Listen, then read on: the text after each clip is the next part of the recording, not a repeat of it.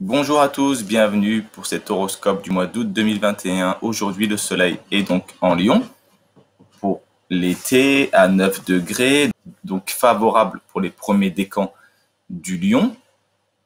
Et d'ici le 2-3 août, il sera donc favorable pour les deuxièmes décans du Lion. Donc période d'optimisme, de chaleur, on a envie de briller, d'être reconnu, de s'élever, d'être dans la lumière. Favorable donc pour les signes du Bélier pour ce mois d'août, également pour les Sagittaires et les deux signes d'air, le Gémeaux et les Balances. Défavorable pour les signes fixes, le Taureau et le Scorpion. Et également l'opposition au Verseau. Mercure est également conjoint au Soleil pour ce mois d'août. La communication se veut vive, entreprenante. On a envie de faire passer des messages un peu d'autorité, où le mental peut être mis dans le domaine de la créativité ou la communication favorable pour les enfants. Mercure restera en Lion jusqu'au 11 août.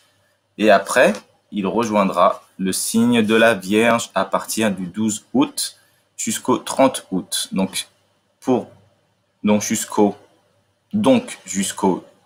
12 août, profitez bien les lions, les béliers, également les sagittaires, comme on a vu tout à l'heure, balance et gémeaux. Tout ce qui est domaine de l'intellectuel sera favorisé pour vous et plus difficile au niveau communication pour les taureaux et les scorpions, également les verseaux. Mettez un peu de liberté, je dirais mentale. Ne restez pas figé sur vos opinions. Vénus, la planète de l'amour, et également Mars sont en Vierge, donc pas favorable pour les signes de terre, que ce soit au niveau de rencontres affectives, de protection d'argent, de douceur de vivre, également dans l'optimisme, l'action, la réalisation se veut sérieuse, logique, méthodique en Vierge, favorable pour les taureaux, également les capricornes, les cancers et les scorpions. Période un peu au niveau affectif et au niveau du dynamisme, c'est les signes du Gémeaux et également du Sagittaire et l'opposition au Poisson peuvent ressentir durant ce mois d'août comme un frein. Vénus restera jusqu'au 16 août dans le signe de la Vierge et après, il rentrera dans le signe de la Balance à partir du 17 août jusqu'au 10 septembre, ce qui sera favorable pour les signes d'air, du Gémeaux et du Verseau, et également les deux signes de feu, Sagittaire et Lion. Une très bonne période pour vous, les amis de ce signe-là. Et attention au niveau de l'agressivité, de bien faire circuler l'énergie. Il peut y avoir des conflits d'ordre affectif pour les béliers et également les cancers et les capricornes. L'action Mars.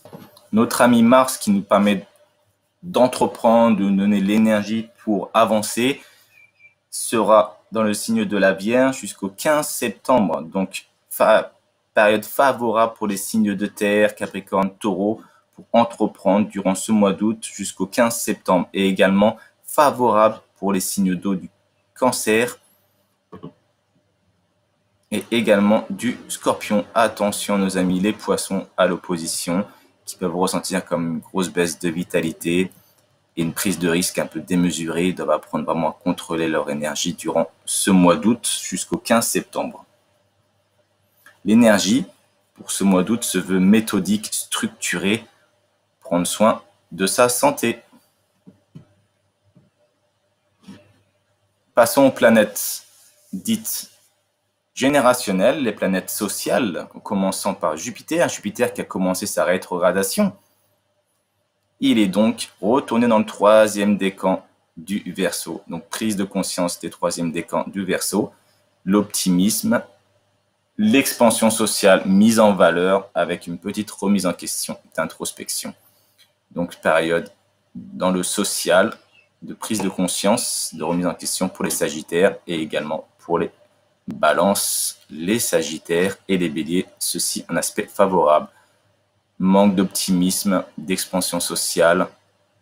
Et l'expansion ne seront peut-être pas au rendez-vous pour les Taureaux et également pour les Scorpions et l'opposition au Lion. Donc, un Jupiter qui commence à rétrogradation peut avoir un impact d'ordre social dans le monde, où on se pose des questions. L'optimisme se veut dans l'introspection et l'élévation peut-être pour rencontrer un frein durant cette période-là. Et également, on observe la planète suivante, Saturne, qui lui aussi commence sa rétrogradation. Et également, il y a toujours Neptune ici et Pluton. Donc là, on rentre dans une période quand même des planètes qui rétrogradent. Donc il y a une mise en arrière, il y a une forte remise en question pour nous tous, plus ou moins bien vécue selon les signes. Et on voit bien que là, Saturne est également en Verseau. Et le Verseau, c'est le message de l'humanité. Donc Saturne, la restriction dans un signe d'ordre humain, tourné vers les autres.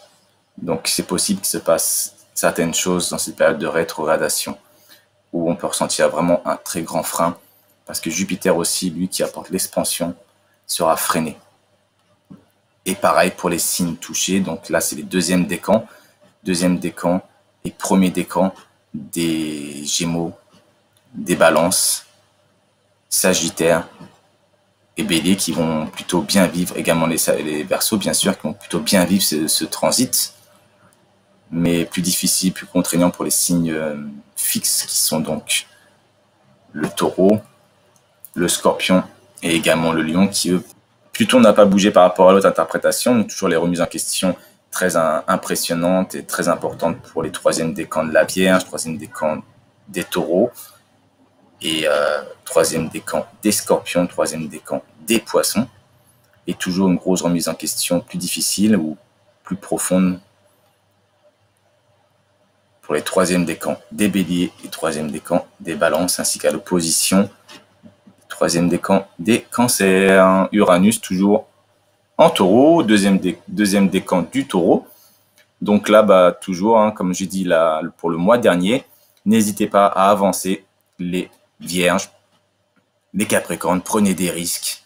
Également les Poissons, prenez des risques. Les Cancers aussi, ça va payer.